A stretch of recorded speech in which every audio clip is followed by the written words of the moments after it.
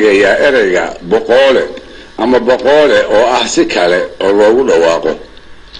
haddaba maalin aan sidaa usii fogeyn ayaan idaacadaha midooda waxaan ka maqlay wariye dadkii dhagaysanayay uga warramaya nin madaxweyne ah oo meel u sadcaalay, kolkaasoo uu warkiisii ku bilaabay madaxweyne hebel oo wafdi ballaaran hogaaminaya ayaa shalay goor hore wuxuu u boqoolay gobolka hebel. waxaase igala daraa wariye kale oo isagana aan maqlay isagoo leh wasiirka arrimaha dibadda ee dalhebel ayaa xalay fiidkii dalhebel u boqoolay. markaas baan la amankaagay sida uu wariyuhu uga ilduufay macnaha kooban ee asal ahaan ereyga boqoole uu af Soomaaliga ku leeyahay. wuxuu ereygani ka mid aan ka dhaxgalay ustaad axmed faarax cali idaaja waxa uu ka warramayay warbaahinta af Soomaaliga ku hadasha iyo gafafkooda xagga afka ah. waxa aniga taa igala darnayd markii aan dhageystay fanaan ka mid ah fanaaniinta Soomaaliyeed isla markaasna hawaan sameeyay heeso fara badan oo ay qaadaan fanaaniinta sanadadan loogu jecel yahay heesahooda.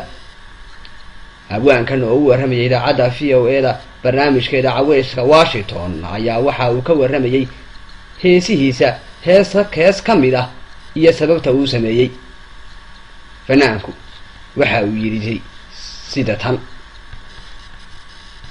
anagoo magaalada Nairobi ee xarunta waddanka Kenya joogaan galab kasoo jarmaaday ama aan kasoo baxay gurigii aan deganaa. habar markaan socdo waxay kasoo galab ayaan kasoo jarmaaday gurigii aan deganaa. talow hadalkaasi ma isqabanaya? waa kan Axmed Faarax Cali Idaaja oo inoo balbalaarinaya macnaha ereygaasi iyo kuwa badan oo kale oo la halmaala. wuxuu ereygani ka mid yahay dhowr kale oo macno ahaan la daris ah, Soomaaliduna ay ku kala tilmaanto xilliyada uu sadcaalku dhaco. waa erayo aynu ka garan karno qof hebel goortii uu sadcaalay iyo halkii uu ku sugnaa amintii uu ka dhaqaaqay.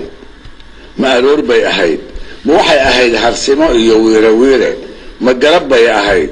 mase habeen dumay bay ahayd? waxaa erayadaa ka mid ah jarmaado, kallaho, boqoole, dhalandhool, werwer, caraabo, galbasho, guure, gudoodi iyo madaxa qaar kale oo haatan xusuustayda ka maqan. haddii uu qofku aroor hore sadcaalay waxaa la yidhaahdaa hebel wuu jarmaaday ama wuu kallahay. duhur ay qoraxdu kulushahay cirkana ay ku kala baranto iyo mar ay harsimadii tahay haddii uu ambabaxayna waxaa la yidhaahdaa hebel wuu boqoolay ama wuu dhalandhoolay ama wuu werweray. haddii uu galab dhoofayna waxaa la yidhaahdaa hebel wuu caraabay ama wuu galbaday. goor habeena haddii uu waddada cagta saaray waxaa la yidhaahdaa hebel wuu dheelmaday ama wuu guureeyey ama wuu guuray ama wuu guday. nasiib darro erayadaa mid qura ayaa laga maqlaa dhalinyarada warbaahinta af Soomaaliga wax ku tabisa, kaasoo ah boqoole oo ay u adeegsadaan xilliyada sadcaalka oo idil. iyada oo laga yaabo goor ay waabari tahay inuu sadcaalay ayaa qaar ka mid a wariyeyaashu waxay ku warramaan madaxweyne hebel ayaa shalay dal hebel u boqoolay.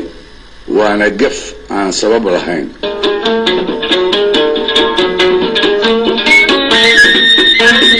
dhegaystayaal waxaa intaasi inoogu eeg barnaamijkii xigasho oo inoo soo diyaariyey maxamed xusuusi. inta aynu mar kale dib isku maqli doono waxaanu idinkaga tegayaa sida